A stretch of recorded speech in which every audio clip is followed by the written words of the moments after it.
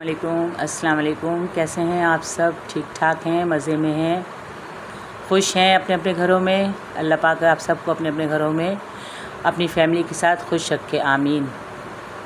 अच्छा जी, तो आज मैं आ गई हूँ अपने किचन में और आप लोग सोच रहे होंगे कि मैं इतनी तैयार क्यों हूँ। तो इसकी एक ख़ास वजह है कि आज है मेरे घर में नियाज़ गौस पाक की।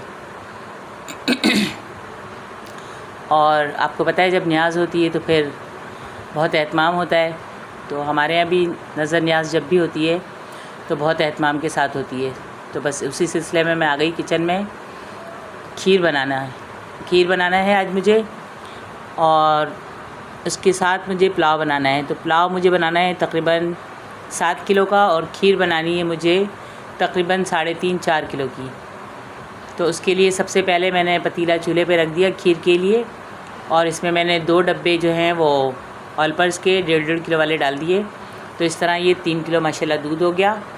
और अभी इसके अंदर और भी चीज़ें जाएंगी। पहले ये दूध अच्छी तरह बॉयल्ड होगा, उसके बाद फिर मैं इसमें और चीज़ें मिक्स करूँगी। और ये पतीला मुझे अब छोटा लग रहा है क्योंकि अभी मुझे इसमें और भी दूध डालना है।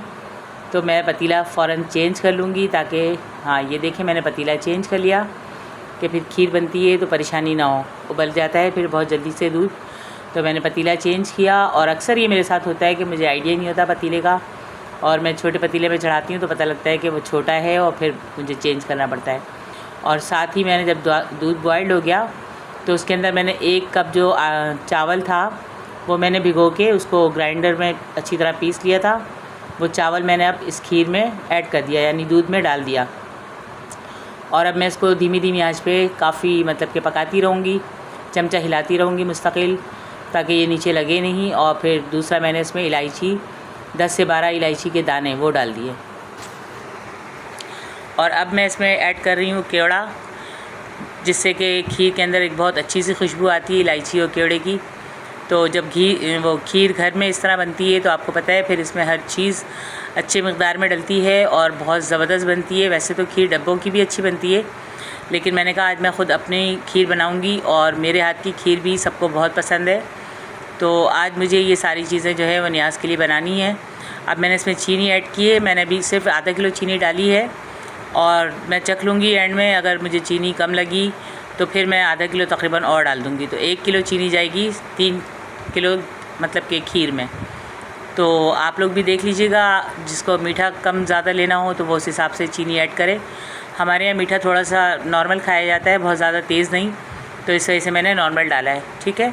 और ये अब मैं आ गई हूँ दूसरी तरफ। यहाँ मैंने रख दिया बहुत बड़ा सा पतीला, उसके अंदर जो है मैंने चिकन धो के तकरीबन, ये मेरी 3.5 किलो चिकन है, ये मैंने इसके अंदर धो के इसमें पानी ऐड करके तकरीबन 8 से 10 गिलास पानी मैंने इसमें डाला और वो रख दिया। उसमें मैंने फिर अदरक लहसुन का पेस्ट 5 से 6 चम्मच डाल दिया। अब मैं इसमें ऐड कर रही हूँ सौंफ, अच्छा खासा मतलब कि समझ लें सौंफ इसमें जाएगी। अगर आप चमचों का हिसाब लगाएं तो जो खाने वाले चमचे होते हैं उससे 10 से 12 चम्मच। और धनिया साबुत वाला ये भी तकरीबन इतना ही जाएगा। इसके अलावा ज़ीरा है तो ज़ीरा थोड़ी कम क्वांटिटी में जाएगा। अगर 10 से 12 चम्मच मैंने सौंफ के डाले हैं तो तकरीबन 5 चम्मच मैं इसमें ज़ीरा डालूँगी, ठीक है जी। और बाकी इसमें सारे गरम मसाले खड़े साबित वो डालूँगी इसके अंदर, और नमक डाल दूँगी नॉर्मल वाला।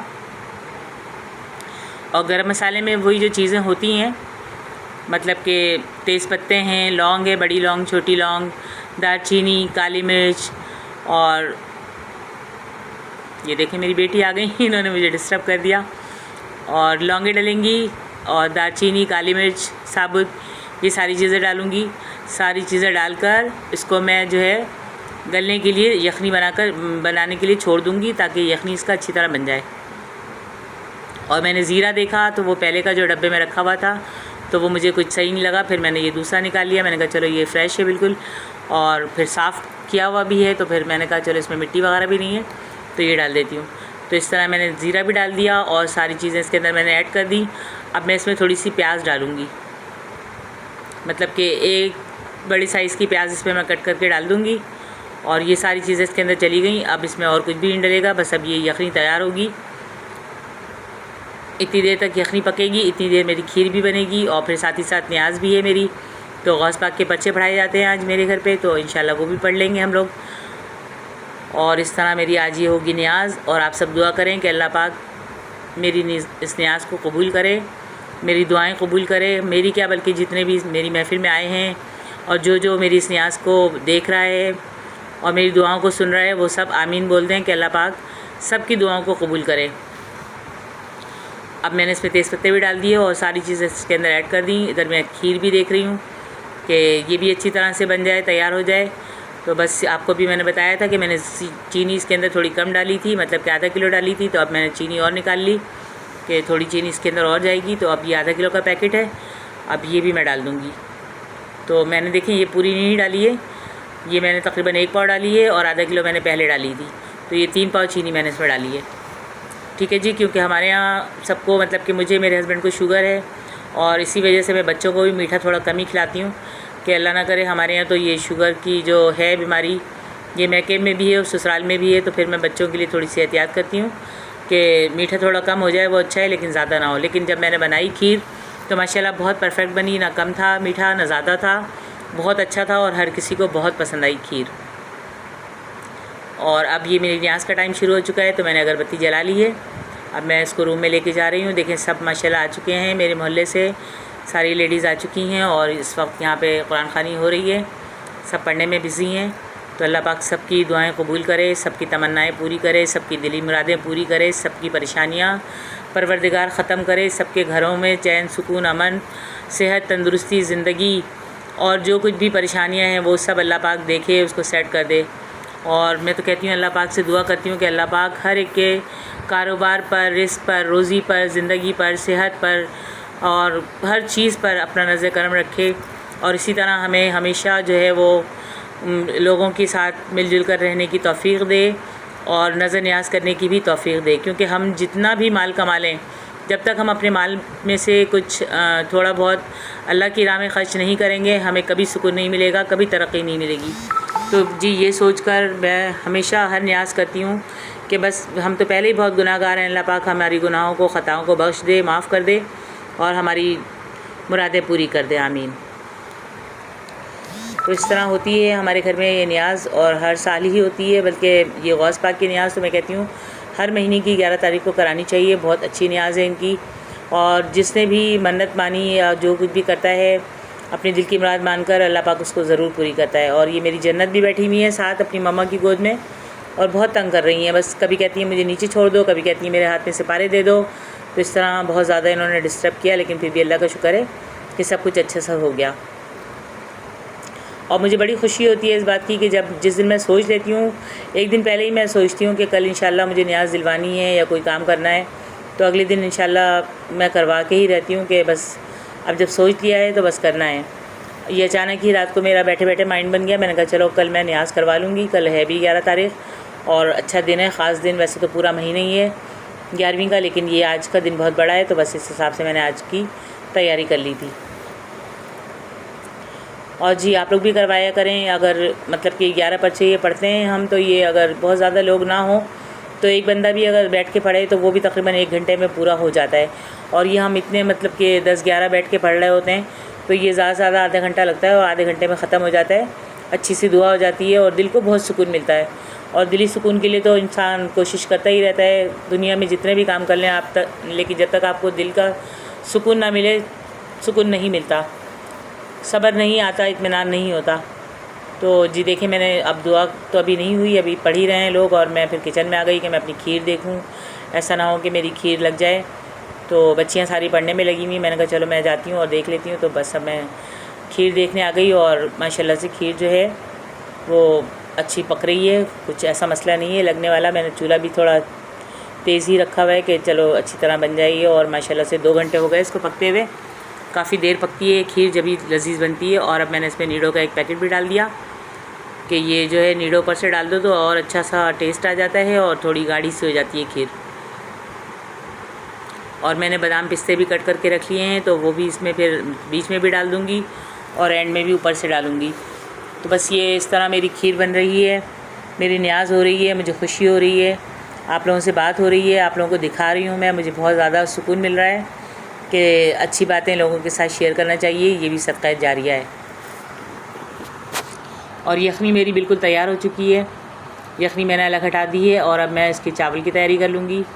तो बस जितनी देर में ये न्याज ख़त्म होगी इतनी देर में मेरी ये खीर तैयार हो चुकी होगी, लेकिन दुआ से पहले नहीं हो पाएगी। तो इस वजह से मैंने मिठाई मंगवा ली कि चलो मैं मिठाई जो है वो जब सब पढ़कर जाने लगेंगे तो उनको दे दूँगी ताकि वो मुँह मीठा करके जाएँ, और फिर जो बाद में बिरयानी वो पुलाव और खीर बन जाएगी तो फिर मैं ये सबके घरों में बंटवा दूँगी। तो बस इसी तरह होता है हमारे मोहल्ले में कि हम लोग जो है आज हर एक के घर में ही है न्याज, तो सभी कर रहे हैं और सब थोड़ी थोड़ी देर के लिए हर जगह जाते हैं और पढ़ने के बाद फिर अपने अपने घरों को जाते हैं। तो आज सुबह से ये सिलसिला चल रहा है। मेरी बेटी इर्ज़ा भी 2-3 जगह पढ़कर आई हैं, फिर अपने घर पर लेकर आई सबको कि अब आप मेरे घर चलें, और फिर अब मेरे घर ख़त्म हो जाएगी तो फिर इसके बाद जो है मोहल्ले में 1-2 घरों में और भी है। मैं तो नहीं जा पाऊँगी लेकिन ये बच्चियाँ जाएंगी पढ़ने। तो लाजमी सी बात है जब कोई हमारे घर आता है तो फिर हमें भी उनके घर जाना पड़ता है, और इसी तरह चलता है ज़िंदगी का सिस्टम एक दूसरे को लेकर। और अल्लाह का शुक्र है कि हम मोहल्ले में रहते हैं, हमारे घरों में हमारे पड़ोसी हमारे मोहल्ले वाले सब बहुत अच्छे हैं। हर दुख में तकलीफ़ में परेशानी में हम एक दूसरे के साथ खड़े होते हैं और ये बहुत अच्छी बात है। वरना आपको पता है आजकल जो लाइफ है फ़्लैटों की, वो तो बिल्कुल ही समझ लें कि आप अपने घर से निकल कर दूसरों के घर में जा रहे हैं या अपने जीने से ही उतर रहे हैं, तो आपको ये नहीं पता कि सामने वाले फ़्लैट में कौन मर गया या किसके साथ अल्लाह ना करे कोई हादसा हो गया, कोई बात हो गई। किसी को किसी से कोई लेना देना नहीं है, सब अपने अपने घरों में बिज़ी हैं, अपने अपने काम में बिज़ी हैं। लेकिन हमारे गली मोहल्ले में ऐसा नहीं है। हमारे यहाँ हर चीज़, अगर हमने एक चीख भी मारी तो दूसरों को पता लग जाता है कि इनके घर से चीखने की आवाज़ आ रही है। तो बस ये अच्छी बात है, मुझे अच्छी लगती है। तो जी ये हमारी न्याज़ अल्लाह का शुक्र है हो गई ख़त्म, और अब लोग जाएंगे और फिर मैं अपना जल्दी से पुलाव जो है वो बना लूँगी, फिर इन सब के घरों में बांट दूँगी। तो मुझे सुकून हो जाएगा कि चलो अच्छी तरीके से सब कुछ निमट गया।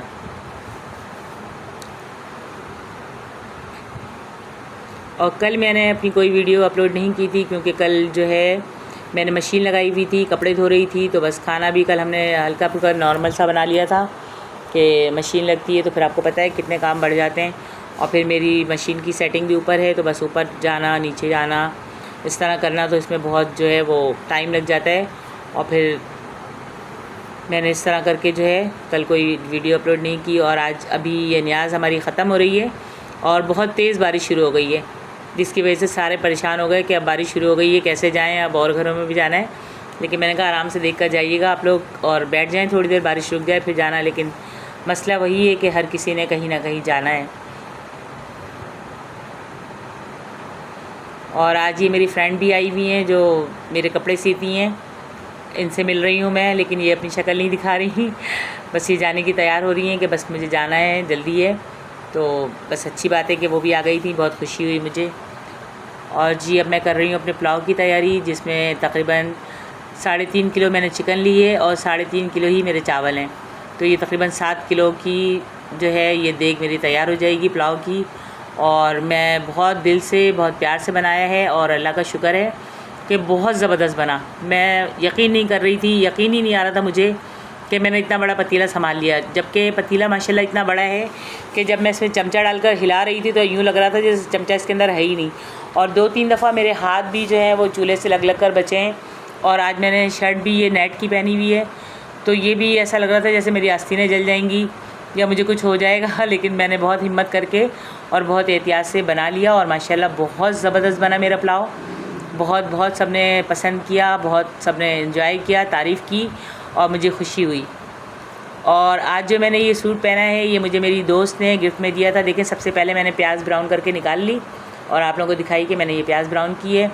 और फिर मैंने चूल्हा बंद कर दिया था थोड़ी देर के लिए कि तेल बहुत ज़्यादा गर्म था और यूँ लग रहा था जैसे और सारे मसाले ना जल जाएं। तो मैंने चूल्हा बंद करने के बाद इसमें गरम मसाले डाले सारे। वैसे तो मैंने पुलाव में भी डाले हैं मसाले, लेकिन ये चावल में भी डालती हूँ मैं, तो ज़्यादा नहीं, इसमें थोड़े थोड़े डाले मैंने। तेज़पत्ते डाल दिए और 2-3 लौंगे, 3-4 इलायची और काली मिर्चें 8-10 ये डाल के और फिर मैं इसको गरम तेल में छोड़ दूँगी थोड़ी देर। तो ये इसका जो है टेस्ट और इसकी जो खुशबू है वो इसके अंदर आ जाएगी।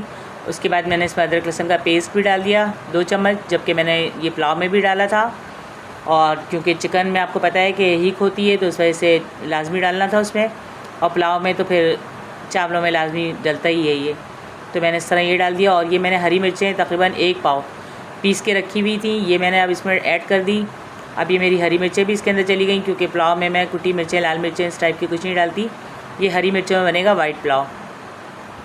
ये मैंने थोड़ा सा इसमें ज़ीरा भी ऐड कर दिया कि ज़ीरा चावलों में अच्छा लगता है, मज़े का लगता है। वैसे तो यखनी में भी है, लेकिन वही मसाले जो मैंने यखनी में डाले हैं वही मुझे इसमें भी डालने हैं। और नमक भी डाल दिया मैंने, और ये है चाइनीज़ नमक, ये भी डाल दूँगी मैं कि चाइनीज़ नमक से टेस्ट थोड़ा अच्छा हो जाता है चावलों का। और ये चमचा मेरा बहुत छोटा सा है, कभी आप लोग ये मत समझिएगा कि बहुत बड़ा चमचा है तो बहुत ज़्यादा डाल दिया। ये अगर खाने वाला 2 चम्मच जैसे कि अगर अंदाज़ा लगाएं तो वो बस 2 चम्मच ही होगा, वरना ये 4 चम्मच मैंने इसलिए डाला कि ये चम्मच बहुत छोटा है। और ये नॉर्मल नमक है, ये मैं कम डालूँगी क्योंकि यखनी में भी नमक है, तो इस वजह से मैंने इसमें कम ही डाला कि बाद में ऐसा ना हो कि नमक तेज़ हो जाए। ठीक है, तो ये नमक मैंने बिल्कुल बराबर से डाला है। और आप लोग भी इसी तरह जब भी बनाएं तो हरी मिर्चें मैंने 1 पाव डाली, क्योंकि 7.5 किलो का ये पुलाव है। और आप लोग देख लीजिएगा अपने हिसाब से डालें, अगर कम खाते हैं तो कम। जबकि इसके अलावा मैंने इसमें छोटी वाली जो हरी मिर्चें तेज़ वाली होती हैं वो भी मैंने कट करके अच्छी खासी डाली हैं, क्योंकि मुझे ये मिर्चें कम लग रही थी, ये तेज़ वाली नहीं थी तो मुझे लग रहा था कि कम होंगी, तो इस वजह से मैंने अलग से भी डाली। और ये मैंने अब दही डाल दिया, इसके अंदर तकरीबन 1 किलो दही डालकर मैं इसको थोड़ा सा भून लूँगी। भुनने से मुराद ये कि अच्छी तरह मिक्स कर लूँगी, भुनेगा तो ये नहीं, बस अच्छी तरह इसको मिक्स करने के बाद फिर मैं इसमें जो है वो चावल डाल दूँगी और फिर एंड में यखनी। और ये देखें मेरे चावल हैं ये 3.5 किलो, अब ये भी मैंने डाल दिए। और जी मेरे पास इतना बड़ा कोई पतीला था नहीं, तो मजबूरन मुझे इस पतीले में चावल भिगोने पड़े। और चावल मैंने तकरीबन 10 मिनट भिगोई, क्योंकि ये बासमती है, पक्की बासमती, तो इसको ज़्यादा देर नहीं भिगोते। लेकिन मैंने 10 मिनट भिगोकर और फिर इसको डाल दिया पतीले में। और हाथ मेरे बुरी तरह से जल रहे हैं, बहुत ज़्यादा जल रहे हैं, लेकिन मैंने कहा नहीं, आज मैंने ठान ली है तो इंशाल्लाह बनेगा खाना मेरा और बहुत अच्छा बनेगा। और परवरदिगार का बहुत शुक्र है, बहुत एहसान है कि बहुत ज़बरदस्त मेरा खाना बना और बहुत मुझे भी सुकून मिला।